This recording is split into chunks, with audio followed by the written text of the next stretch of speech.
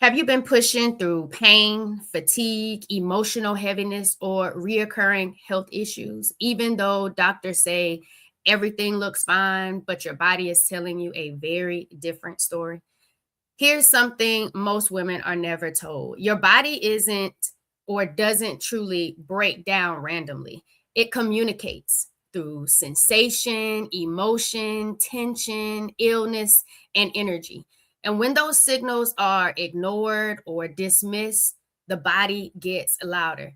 Today, we're diving into how to recognize the cues your body has been sending you all along, and how learning to work with your body's intelligence can shift pain, trauma patterns, and even identify those identity loops without shame, bypassing, or self blame. But before we dive into this episode, y'all already know what time it is.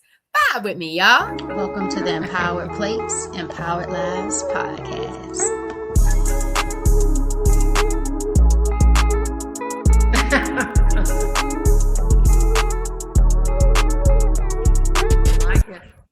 Y'all, welcome to another episode of the Empowered Plates, Empowered Lives podcast. It's your healthy habits and lifestyle coach, Jovonnie, helping women who are tired of pushing through pelvic pain, burnout, and emotional exhaustion finally understand what their bodies are trying to tell them before they lose more years accepting dysfunction as normal. And today's guest is someone whose journey from near-death experience at 12 to surviving cancer through medical partnership and energy work to developing the Shiva method has helped thousands reconnect to their intuition, heal trauma loops, and reclaim their power.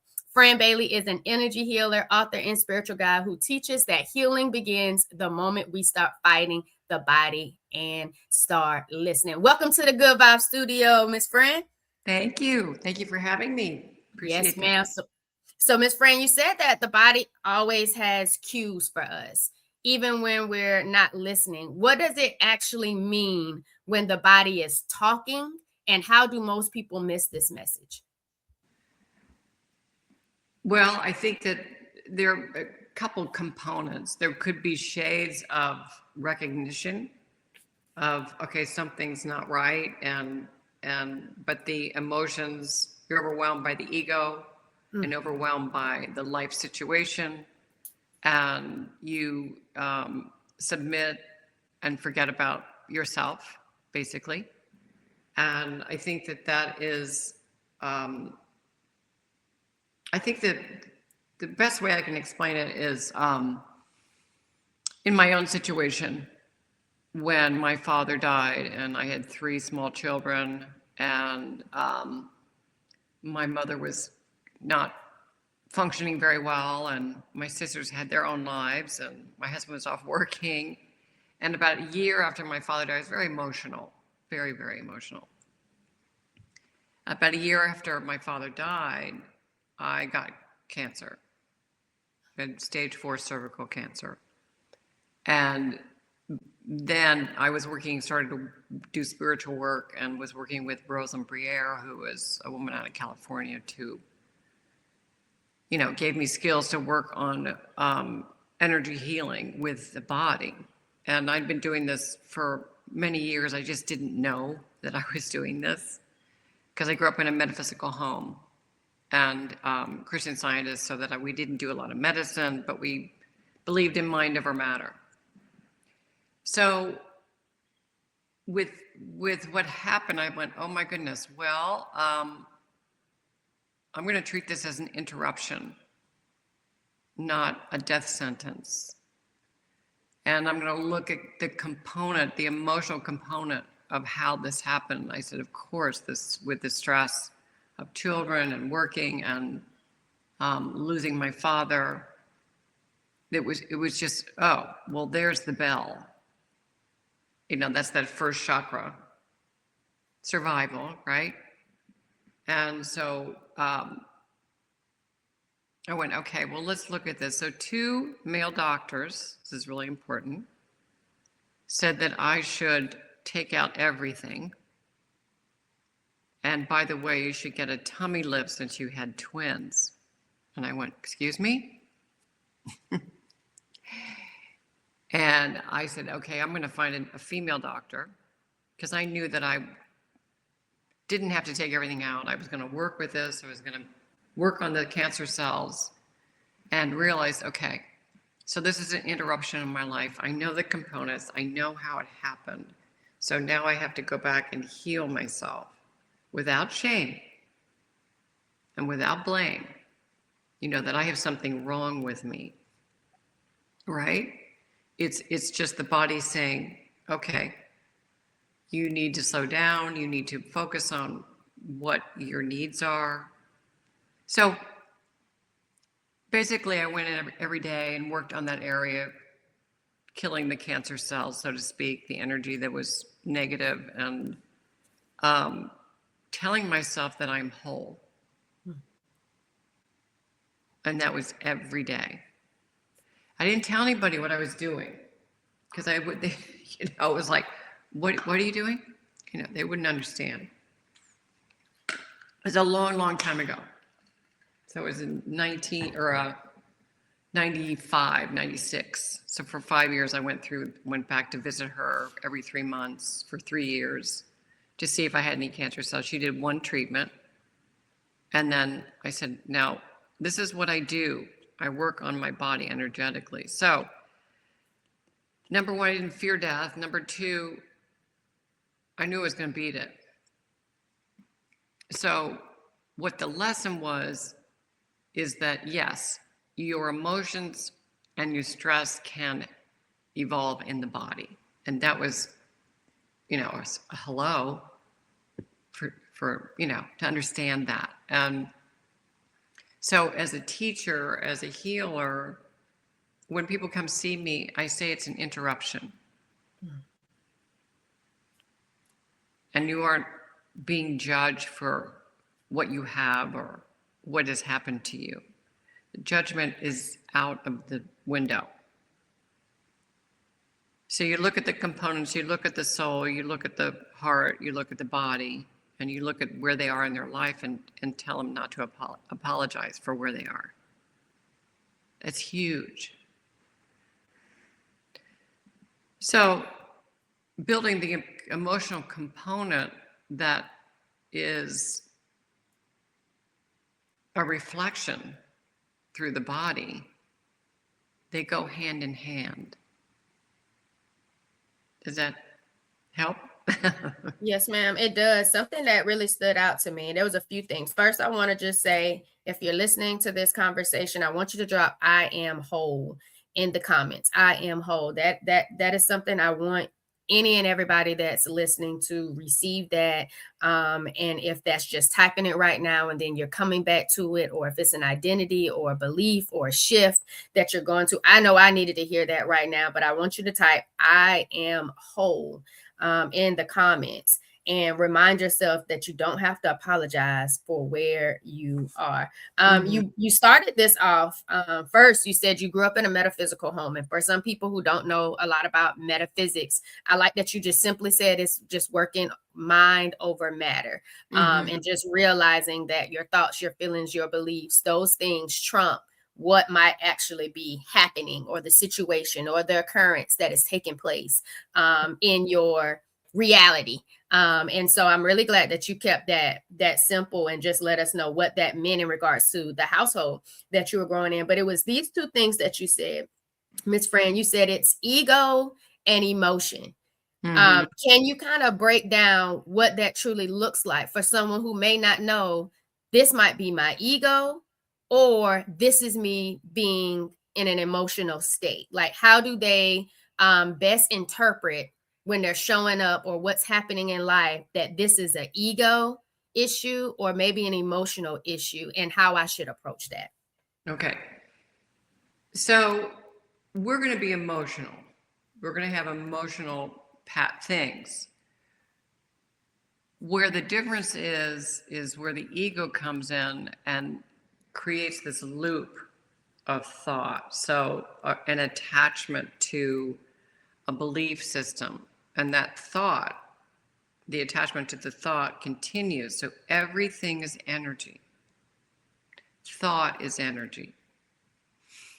So for instance, let's say you have an illness or something's going on, and then you, in your ego, you sort of start blaming yourself for it. Mm. So this is, oh, this is my fault. This is my fault. This is happening. I mean, we all do it. So that pattern stays. And then the illness becomes part of the, the loop. So that it stays there because you're blaming yourself, right, for it. If you take away the blame and the shame and you look at the energy of what is there, there's less than this whole holding on to the thought. So if you let go of the thought, that illness or that situation may shift because you let go of the thought. So in other words, you might ask yourself the question, which is in this system, in this method, it's all about observation. It is all about self-inquiry. Now, that's not a selfish act. That's actually asking the question, what am I holding on to and who am I blaming? Why am I blaming myself?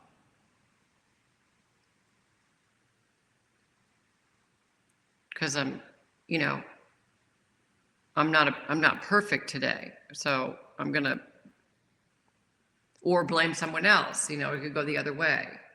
I really like those two questions, Miss Fran, because I like that you broke down that ego and the emotion, and that ego really sounds like, and it's just something that you kind of said. It was like, almost as if you're blaming yourself for something, or you're taking ownership or something. And sometimes even as a child, and maybe there's some childhood trauma, or in situations, you're always trying to wrap your mind around, what did I do that potentially caused this result or outcome, even if it had nothing to do with you and potentially whoever, that engagement or encounter was. You're automatically trying to look back again, like you said, at self, evaluating, observing, and almost taking on an identity that was never yours to take on.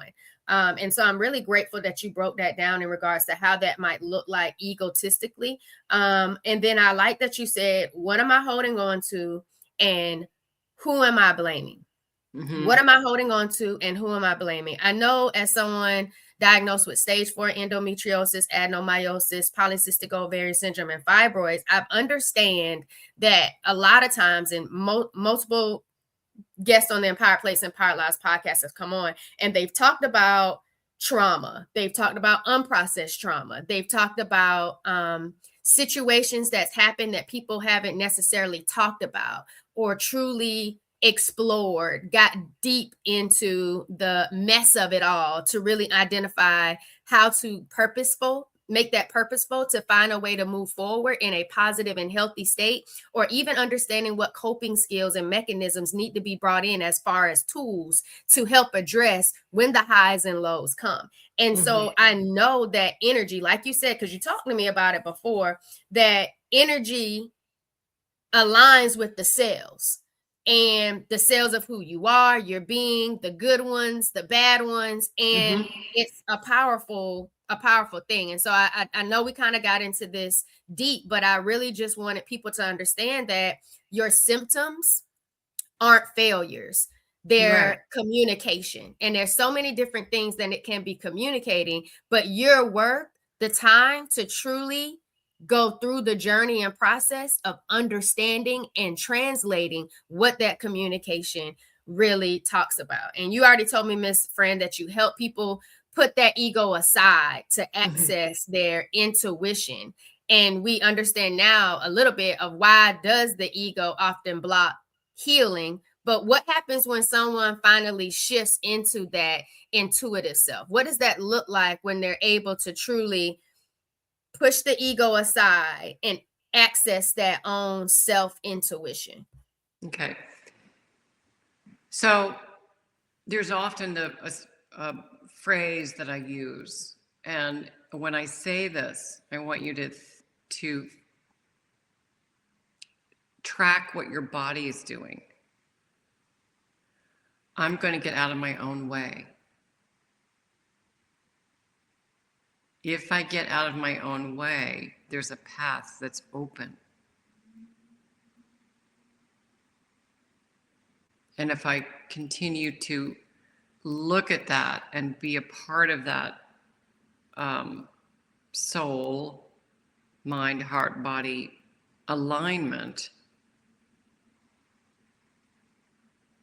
and if I say to myself, well, I'm going to stay on this path and see what happens. And eventually these, it's you prefer, you have preference when you want to stay on that path. So that's the intuitive part of you that is coming forward. And then you begin to like it because there isn't the ego questioning everything. You're just in the energy and in the moment of whatever the subject is. And so your viewpoint is widened and evolving. So that's an exercise. And when I do energy healing, every time I get out of my own way for the flow, the channel to come through, because it doesn't work the other way. It just doesn't. Because the ego wants to control. Right? It's a way of living. It's a choice. Now, there are times no one's perfect. We're all human. We certainly slip into those moments of, oh my God, kind of, we do that. And we don't have to apologize for that because we go up and down, and it's up and down. But in the full scheme of communication of the inner you, this is what really lives. And this is where the communication comes into the heart, and then the heart speaks.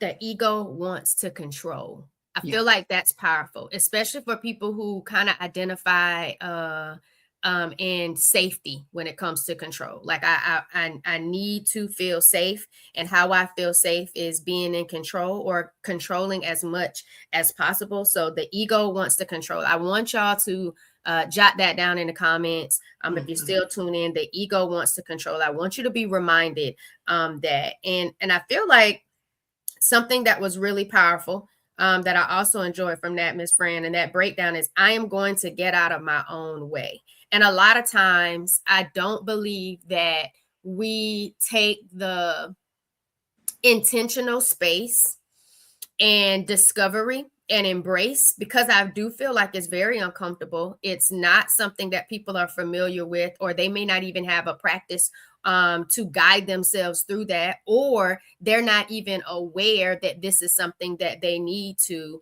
address. But getting out of your own way, and what does that look like? I feel like because you talked about your thoughts and the mind, and we're talking about messaging, I do feel like when people perceive something to be their thought, their feeling, their belief, sometimes if there's not a neutral sounding board or a guide that is unbiased there to help you identify what is really real and what may be something you're perceiving as real, it helps you really break down that cognitive load of what's really happening without it being a space of judgment or shame.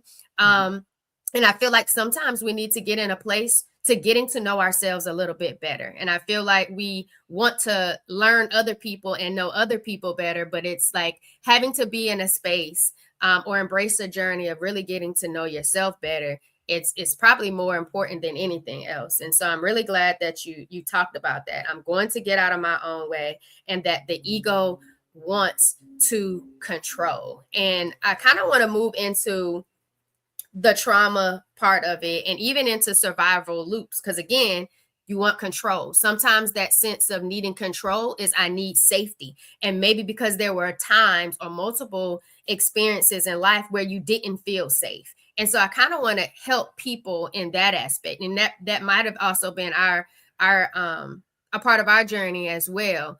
So you work deeply with trauma, injury, energy, but especially fear rooted in survival, because a lot of times all we know is survival until we can get to a place of how do we figure out how do we thrive.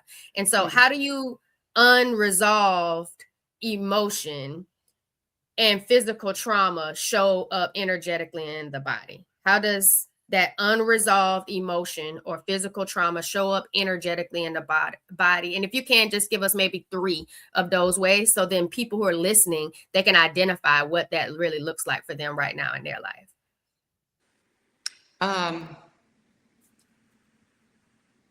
Again, question. Mm-hmm. The question. What does safety mean to you? Mm. What is being safe? You know, we get bombarded with tests. And I think ultimately the safety is always in yourself. It's always coming back to you. I don't care what it is. It's always going to come back to you. How you respond, how you engage, how you listen. The safety is, of course, we're human, so we have to understand what safety is, and that goes without saying. You know, if there's a storm, you go under the house or whatever. Of course, those things are normal. But the issue of if you've been traumatized, and in that trauma, you're not only trying to find your safety, you're saving the other person. Because you might have the ability to kind of share or give. And then what happens is we give and we give and we give and we give. And then we give more, and then we give more and give more. And we come back to ourselves, and suddenly there's, where am I? You know, so energetically you're spent. That's a number 2. So the number 2 is know when you are prior to being completely spent. However, if you have to go all the way around to understand it, that's okay too. That's not judging. But that's how we learn. So I think life gives us circumstances and experiences to learn. Number 3, every experience is sacred.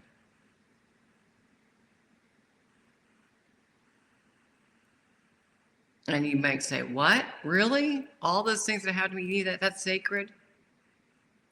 In the full scheme of things, yes, when you come back to yourself and the safety of yourself and you observe, you will know why.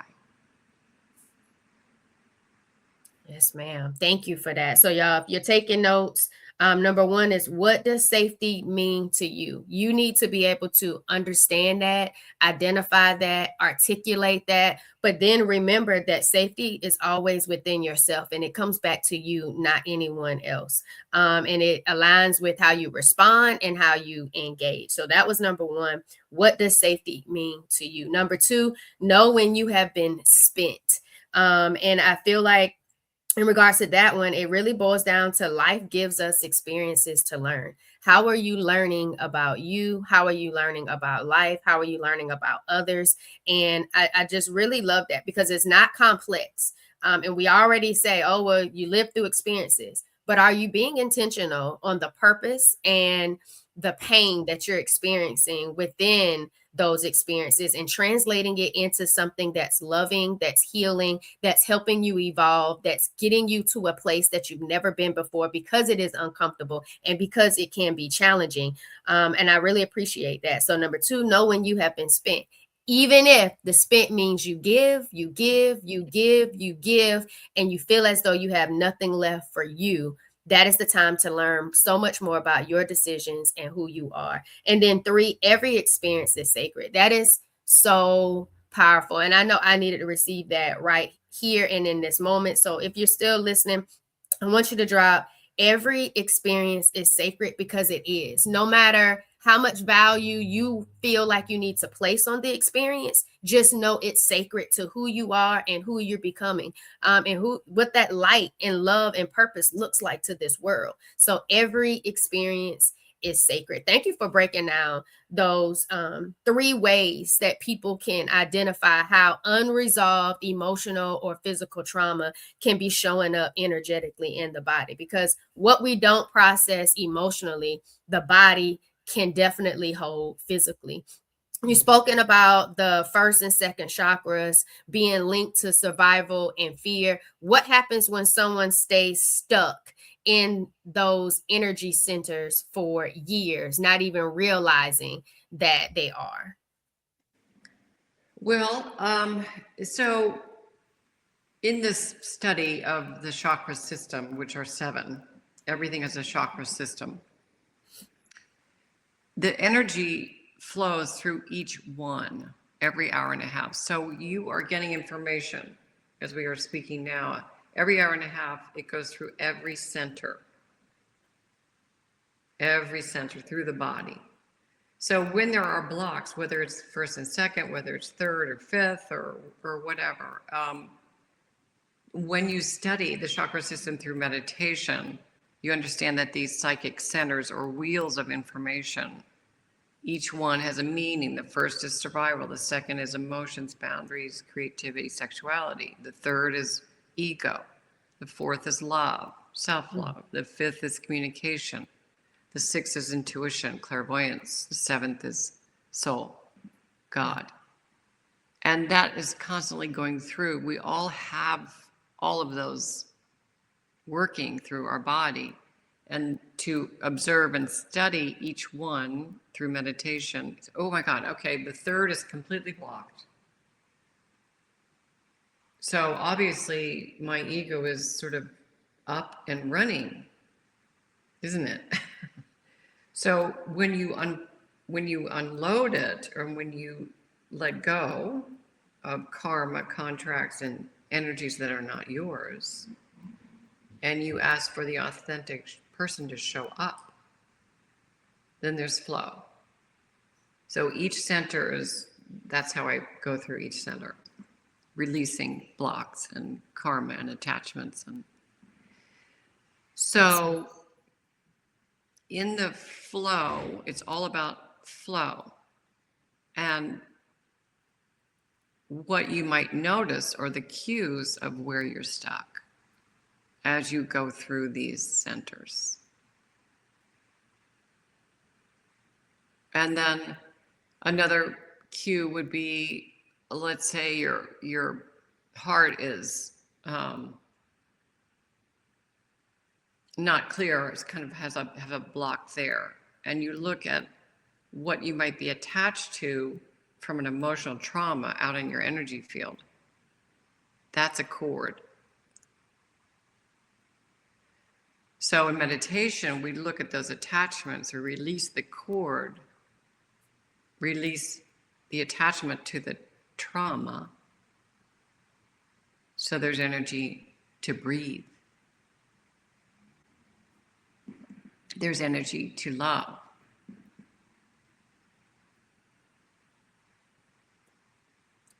I like it. I don't really like it. I love it because it really resonated with me. One, looking for cues of being stuck. And sometimes, and it's kind of going back into what we talked about before, being in our own way, not knowing it. And I feel like, and then sometimes it's kind of like that unintentional self-sabotage because you just aren't aware of it. Yeah. And so again, needing that unbiased approach to helping you navigate through that and seeing things that you may not see, kind of like in your blind sights or your blind spots. But it's understandable why you may be blind to it, because then it broke down into what you talked about, Miss Fran, and it's the cord of attachment to trauma, to past circumstances, situations, experiences that you may not feel, here we go again, safe navigating through again, because there might be a trigger. And that trigger is a sign or message that you might not have cut that cord of attachment to that past experience of understanding why that's constantly causing you to be in that loop. And so that really resonated with me. Hopefully others that really kind of brought some things into light in regards to that as well. And so I kind of want to, the reason why I felt like that was very important is because chronic stress leads to chronic symptoms. And again, when there's a diagnosis of something that's chronic, it's because there's underlining things that's happening. And we're talking about that in regards to feelings, emotions, thoughts, patterns, beliefs, identities. There's so much that goes into it. And everyone might think, oh, this is just physical. This is just what my body is saying because the body is complex and I just need this type of treatment, or this is the approach that I take. But your healing journey is multidimensional, and the decisions you take, the decisions you make on that journey, it's based on how you feel, and you identify with what's best and right for you. And the journey, there's no destination. It's literally a journey. And so what may work for me, what may work for Miss Fran, or work for other people that you've seen, you got to figure out what works for you, because you have your own unique experiences to this thing called life, from childhood to now adulthood, that really embodies who you are, or who you are aware of who you are. And I think that's really powerful, Miss Fran, because that can get really deep if you're not aware of how deep understanding a person really can be. And I think that was very powerful.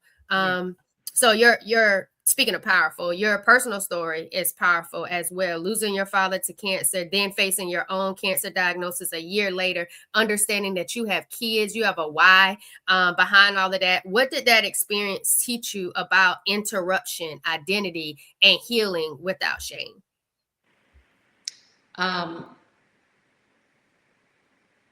It taught me life's a gift.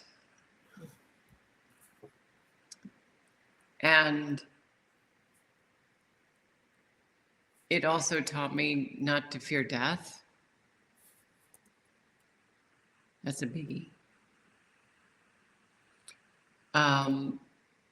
So in the full scheme of things, and this may be a kind of a broader subject, but at the same time, if you are a sensitive person, and if you are, and we're all opening up to our own, I would say, spiritual advancement, the energy right now of what is happening in the world, as with all the chaos and the beauty, there is so much chaos and beauty at the same time. So that the shifts of energy, Mother Gaia is really shifting. We are shifting as well. So I just want you to keep in mind that a lot of this stuff that may be coming up for you is for a reason. Because we all have to change. We all have to move through this. And so when I say I'm not afraid of death, we're having these little deaths every day. Because why? We're letting go. We're beginning to understand how to let go and why to let go, and know that underneath in this authentic person, as the Mother Earth changes, we are changing. So we have to stay on that path of not knowing everything. So saying hello to the unknown with a clean slate, with an open heart. And this system is always done in that place of love.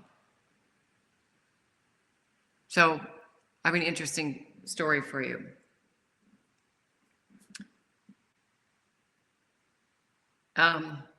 My first career as a dancer and choreographer. And I saw everything in movement because I didn't want to speak. You know, I knew energy very, very well. I knew how to move my body, work with the music, move with partners, etc. And that really resonated with me because I understood that it's just energy. So my father passed away, and I don't usually share this, but this was really momentous. there's a piece of music called, his name is Barber, and it was actually music that was for Kennedy's funeral. The most beautiful piece I've ever heard. I was in my living room and I sort of went into another dimension and I said, this is for my father. So I choreographed this whole piece within 15 minutes, moving and dancing with the energy that he would get as he left this world. So to reach those levels, because I've been through the near death, so I'm not afraid because I knew where he was going. So the beauty of that is that communication is endless in all levels, in all dimensions.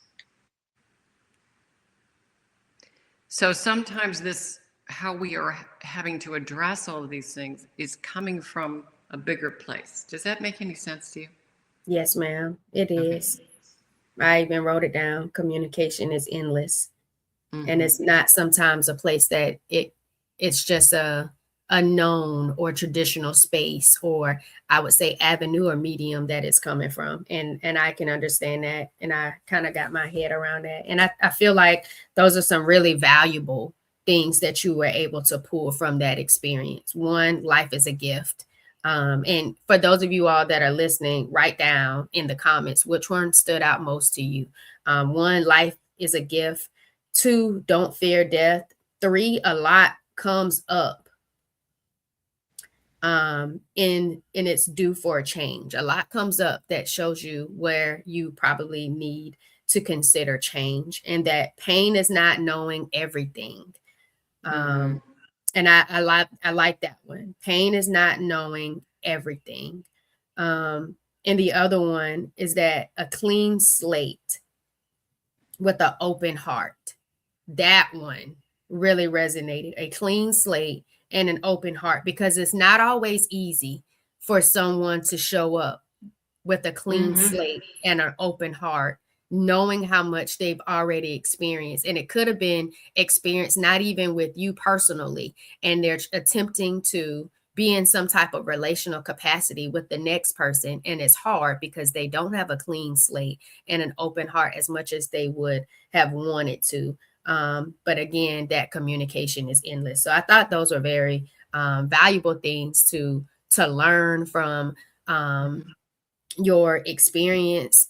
But I also like the fact that you talked about your partnership with those doctors. And it was something that stood out to me. I didn't want to interrupt you while you were speaking because I really wanted you to get out your full thought and the journey and the experience. And you talked about those first two male doctors after being diagnosed with stage 4 cervical cancer. They the belly lift part, because you've had twins, they felt as though you needed a belly lift. What was the reasoning behind them wanting you to get, or they felt the need that you needed to get a belly lift, and how it related to your health condition at the time? And then I kind of want you to lean into what that chosen partnership looked like for you to combine your medical care with energy work, and why that collaboration, not control, is so important for healing journeys.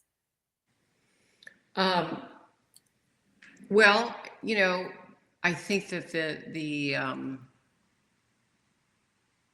male doctors identify women in two ways. One, that they can give birth, and that they're sexual beings.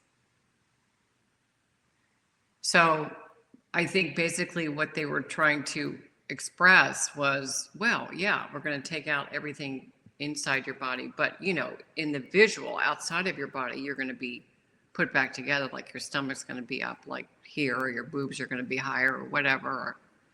So what is so important is that what is happening on the inside of me and what is happening on the outside are two different things. So to me, you have to love me for who I am, not the image that you want.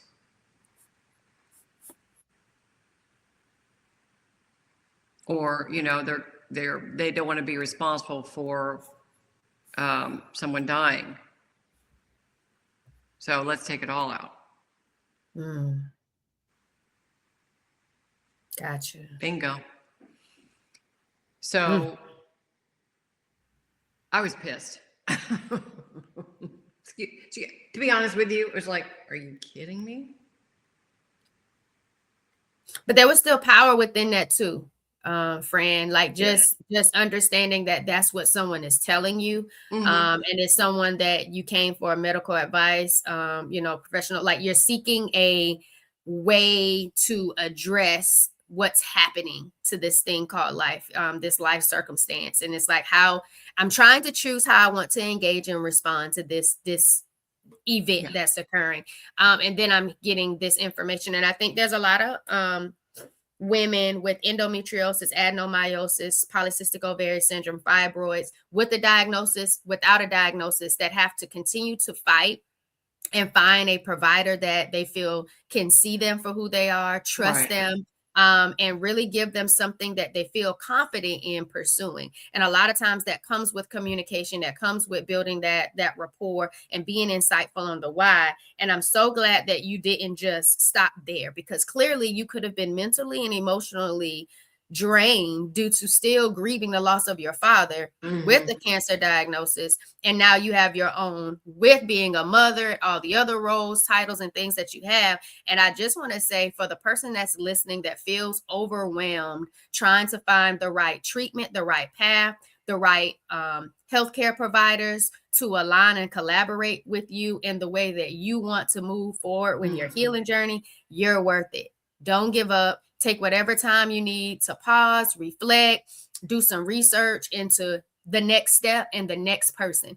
Because that third person, Miss Fran, was that person who was willing to collaborate, resonated with you emotionally, mentally, spiritually, and allowed that medical approach and procedure to go hand in hand with what you also felt was best in the way you wanted to navigate healing based on your thoughts, your feelings, your beliefs, your upbringing when it comes to mind over matter. And that's powerful, because, you know, a lot of times people want to I don't want to say shame, but they want to project their own judgment or perception of how you're choosing to heal when they don't agree with it. But it's not about them, it's about you.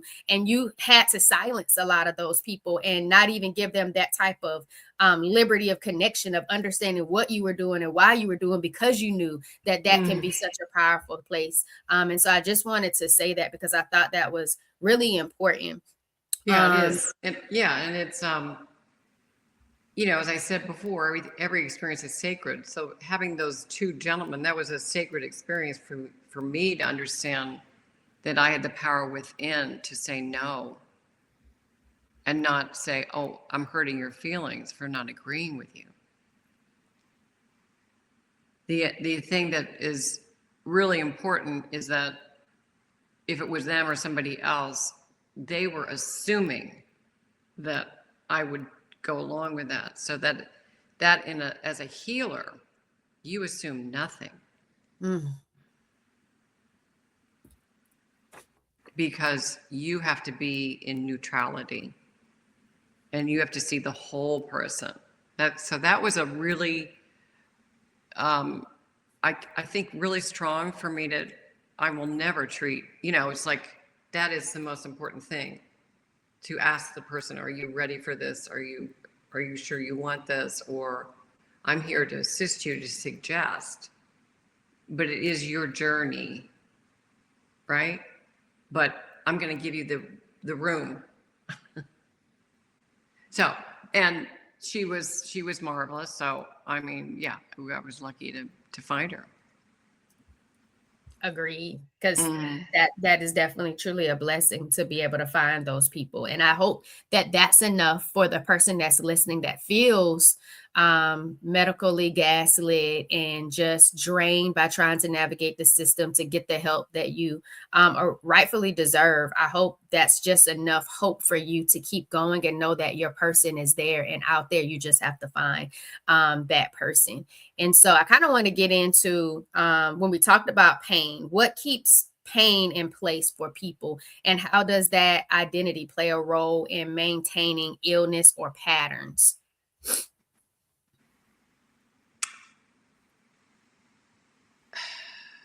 Well, if I'm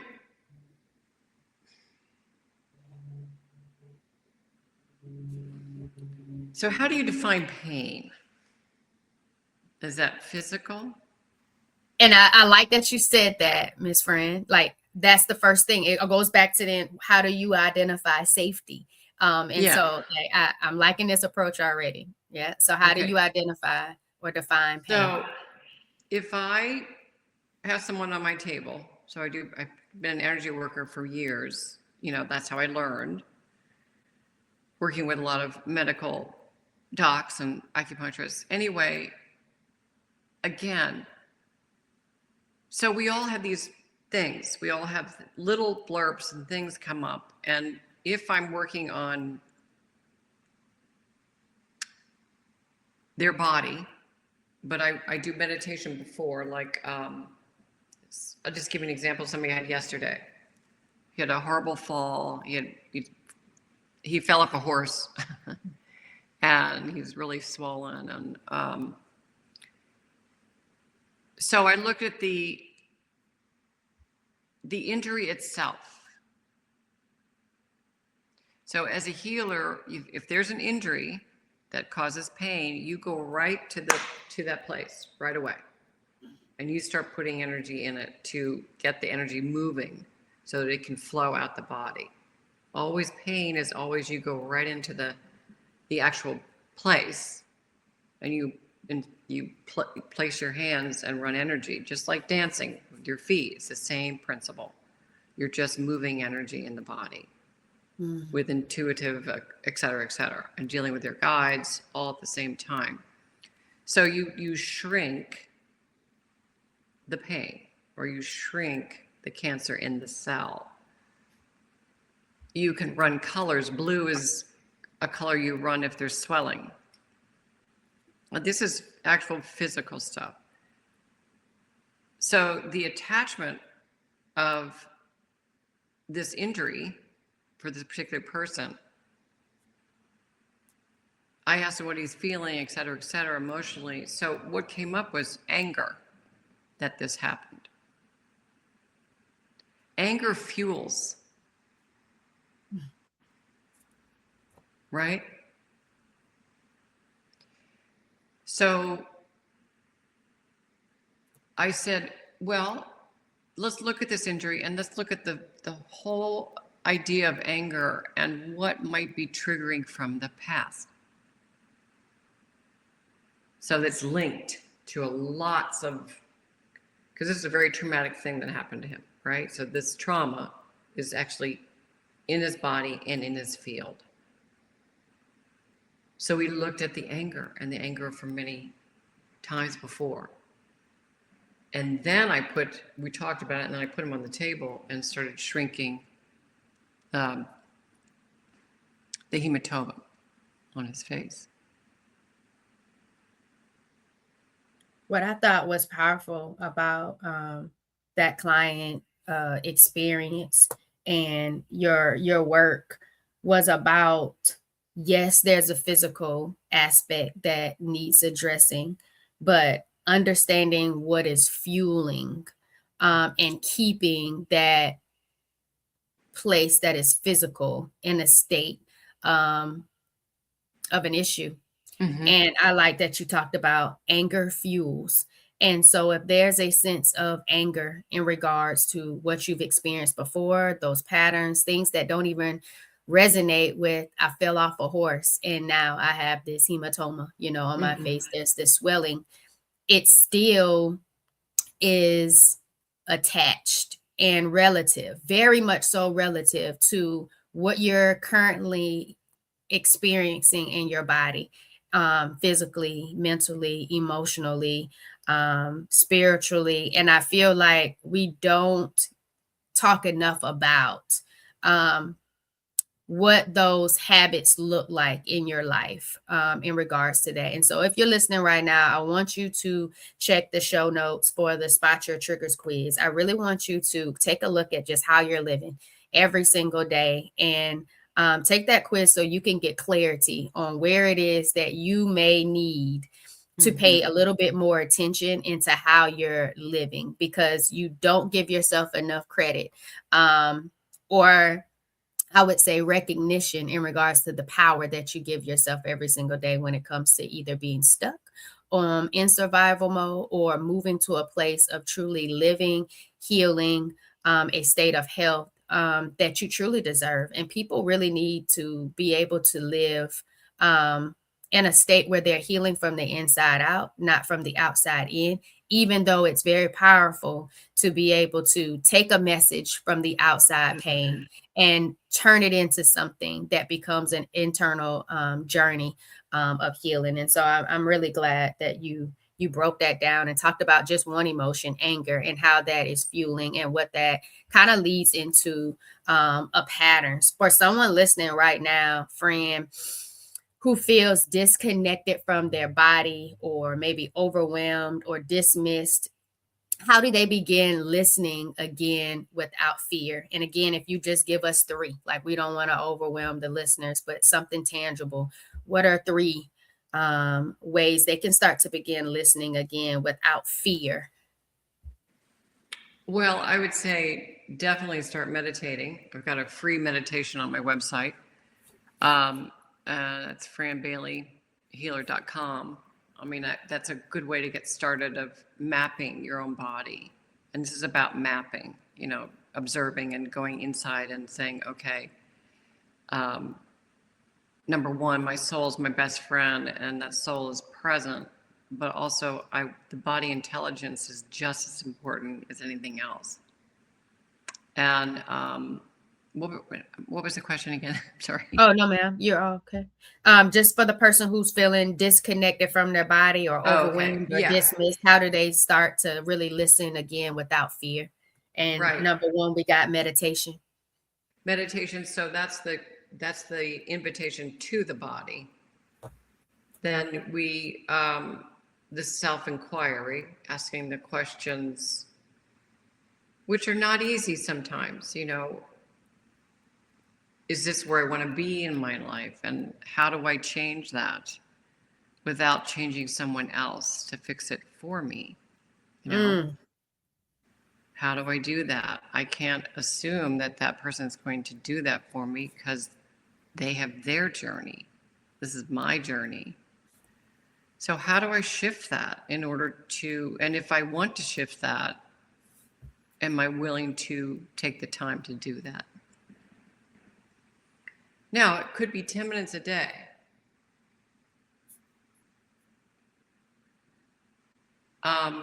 It could be, moving your body physically. If you have an injury, understanding that you have the power to put energy into your own body. There are acupressure points in the body that, I do this whole body work where I work on each center, and I also work on acupressure points of releasing grief, all that stuff. So everything is flow. As long as we understand that if there's an interruption, we have to return to flow. So that's the streamline of living body, mind, heart, and soul. And if you keep that, understand what flow is, it's without resistance. Let's say it again.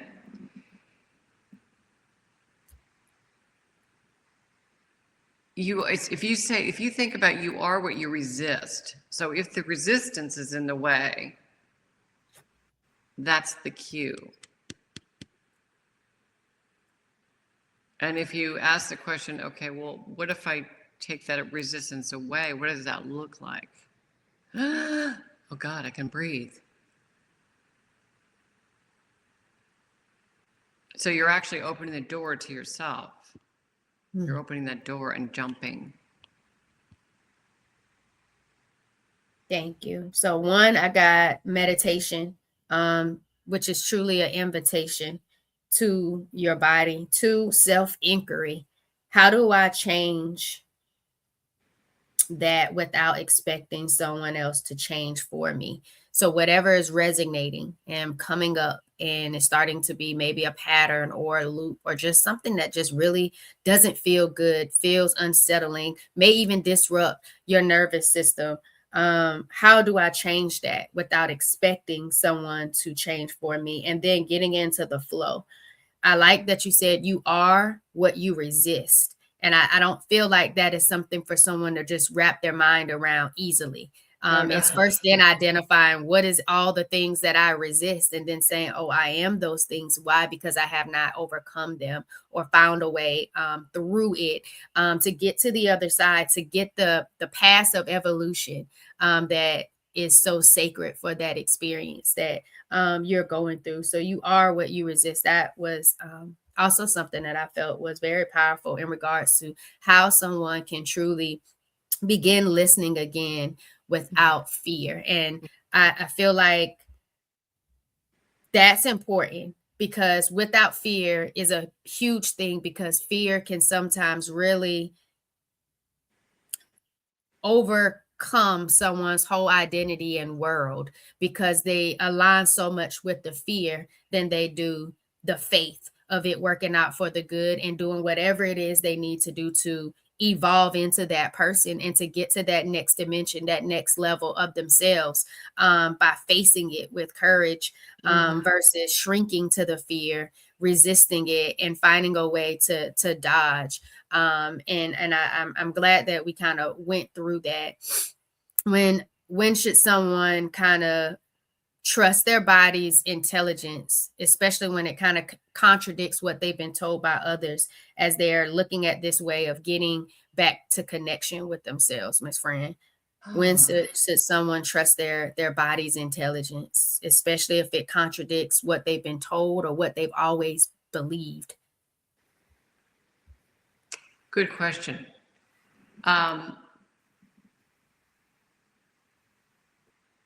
If there's persistence and a pattern where you are aware that you're stuck,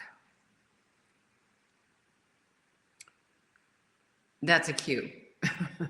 You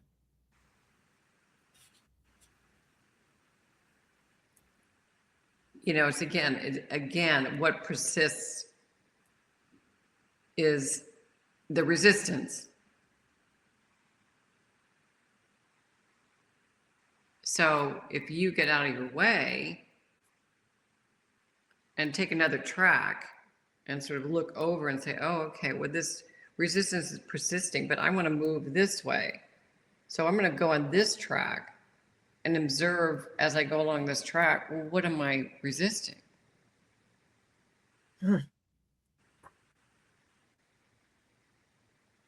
What am I resisting? Y'all type that in the comments for me if you're still joining us for this Empowered Conversations. What am I resisting? I think that is truly powerful, and it takes that opportunity to go back again to that self-inquiry that you gave us earlier. Take that moment, you're worth it, to really identify what that looks like. What are you actually resisting? Miss Fran, what does freedom to heal really mean? And how does noticing subtle body shifts over time change someone's relationship with pain, with illness, or even their self-worth? Well, again, I think for years and years of experience, I've been working on this method for many years, and this method is about self-healing. It's all about self-healing. So all these tools are within the method. So when you take charge of your own life and you decide, well, I'm going to go down this path. And, all the getting to know your body, meditation, body work, energy, Enneagram, which is study of personalities, which is in the method itself, which is all those loopholes and all that personality stuff. So this is, it's like one big package. Now, whether you go to my site and pick out some meditations, you start that way, and then you might notice, well, that's a pain that I get all the time. What is that about? And how does that relate to my emotional self? Is there an attachment? So the point is that this self-inquiry is not easy sometimes. It's just getting started. I don't think it'll be easy at all. Just because I don't feel as though we were ever taught, and there hasn't been a space of conditioning for self-inquiry. And then in addition to that, I feel like when we talked about self-inquiry and you kind of stated like, how do I change whatever's coming up, whatever you're experiencing, whatever is probably that trigger, that growing pain that you've been resisting? How do I change that without expecting someone else to change for me? I feel like that kind of leads back into that ego, and back into what we were talking about in regards to that. And then the identities around control, fear, safety. And so I'm really glad that you have this method, and that you're able to truly navigate this journey in a safe space with other people so they can get that insight. And so they can better understand themselves, love themselves, gives themselves a clean slate to work on so they can embrace life with a open heart to love and know that every experience is sacred. If you could leave listeners with one truth about their body, their healing, their power, what would it be? Trust. Yes, ma'am. And that was it. And trust and love the person you are and the person that you aren't, and love the other person for who they are and who they're not. And just understand that this is yourself is the safety net.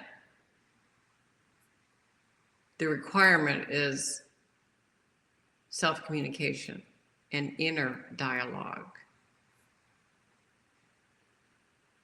And another thing is, when you go through these moments of awakening, they're private.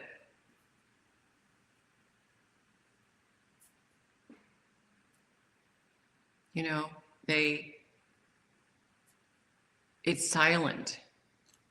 It's silent because you're listening. And trusting the next step. I think that is very important. I'm glad that you reiterated that moments of awakening are private. They're private, they're precious, and they're personal. And I feel like a lot of times that might not just be something that any and everybody is able to articulate and share with others.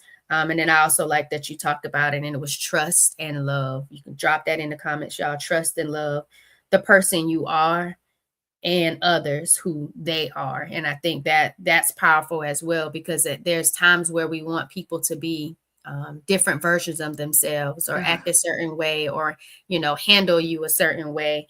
And at the end of the day, it's just to trust and love them for who they are, and doing the inner work that you have to do based on the things that you're resisting or the areas that you need to change, and giving yourself the opportunity to embrace those changes because you deserve it and are worth it.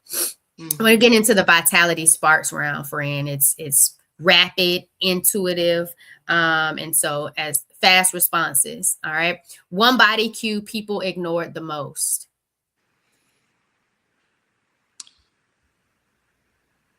I think the heart. Mm. One emotion that lives in the body longer than we think. Fear. A daily practice that reconnects you instantly. Self-inquiry meditation. What does intuition feel like in the body?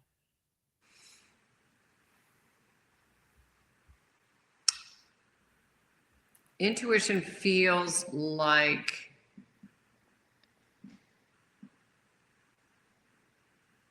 a marriage of song and dance. And it One feels, word. Oh, yeah, go ahead. go ahead. One word that defines true healing. Love. And give some advice to the girl dads, the role models, father figures, brothers, partners, spouses, the men that are in connection to women, young girls that are dealing with pelvic pain, bloating, endometriosis, adenomyosis, polycystic ovarian syndrome, fibroids. How can they best be part of the healing journey for their loved ones?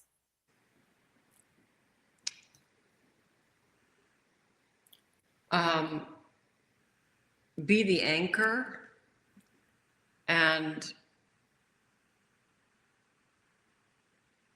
an empath. Okay. I like it. Be the anchor and empath. Mm-hmm. Right. If you could have a meal with any historical figure, who would it be and what would you all eat? Oh my God.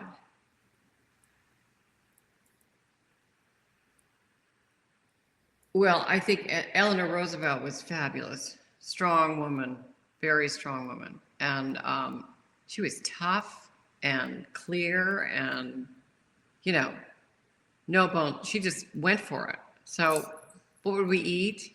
Well, she'd probably eat a raw steak, and I don't know what I'd eat, but anyway. Okay. All Yeah. right. Well, let everybody know where they can find you and where they can connect with you. Okay. So my website is franbaileyhealer.com, and you can message me. We can chat for 15 minutes if you want a session. I usually work one-on-one, usually in a box of 3. I'm working on, there's a free meditation on the homepage. There are all kinds of meditations you can buy, really cool, like 5D reality, femininity, self-empowerment, sleeping, meditation, all those things. So it's good. It's good stuff. Yeah, and all that, a media page, and I just finished a newsletter, and the newsletter is it's called Fragments of More Light and More Momentum in 2026. The shedding and integration continues in January. So, appropriate. So, yeah, I write every month. I do free meditations like quarterly. So, if you want to check out my website, I'm on Instagram. The Shiva Method is on Instagram, Facebook, LinkedIn, all those things. So. Yes, ma'am. Well, thank you so much for being an amazing guest on the Empire Plates, Empire Lives podcast and sharing your journey with us, y'all.